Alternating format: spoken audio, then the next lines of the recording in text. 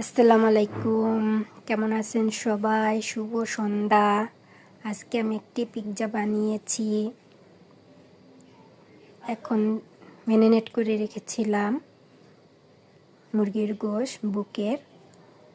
পেঁয়াজটা হালকা brown colour হয়েছে, তারপরে গোশতটা দিয়ে দিয়েছি। যখন হালকা ভাজা হয়ে যাবে দিয়ে দিয়েছি সামান্য পানি, এতেই সিদ্ধ হবে, এমনকি সফট হবে। এই তো এই পানিটা এরকম হবে, শুকিয়ে যাবে। হালকা তেল বেরিয়ে আসলে তারপর নামিয়ে নেব। এই তো এখন নামিয়ে নেব। এখন একটি সাদা সস বানাবো, তার জন্য কিছু রসুন কুচিয়ে নিয়েছি। সামান্য তেল দিয়ে দিব। কেউ চাইলে ঘি দিয়েও ভাজতে পারে। আমার হাতের কাছে তেল ছিল, আমি ঘিটা পরে দিয়েছি। এখন দিয়ে দিব একটু আটা, দিয়ে ভালো করে টেলে নেব। টেলে সামান্য পানি দেব। সাদা সস বানিয়েছি, টমেটো সস বানিয়েছি, পেঁয়াজ কেটে মরিচ কেটে নিয়েছি। আর আমি ডোটা আগে থেকেই তৈরি করে রেখেছিলাম। সামান্য গরম পানি দিয়ে, ইস্ট দিয়ে, হালকা চিনি দিয়ে, গুঁড়া দুধ দিয়ে ডোটা বানিয়ে নিয়েছিলাম।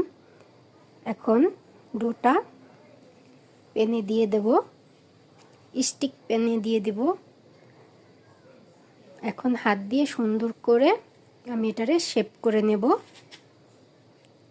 শেপ করা নেওয়া হয়ে গেলে এখন কাঁটা চামচের সাহায্যে আমি এইভাবে একটু কেচিয়ে কেচিয়ে নেব। এই তো আমার কেচিয়ে করা শেষ।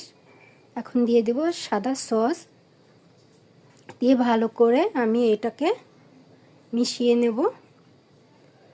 মিশানো হয়ে গেলে এখন এটার উপরে দিয়ে দেব লাল সস, টমেটো সস দিয়ে সুন্দর করে এটাকে আমি ভালো করে মেখে নেব। উপরে আবার একটু দিয়ে দেব সাদা সস, দিয়ে সুন্দর করে মেখে, দেখেছেন কিভাবে মেখে নিয়েছি। এখন এটার উপরে চিকেন দিয়ে দেব। চিকেন দিয়ে এখন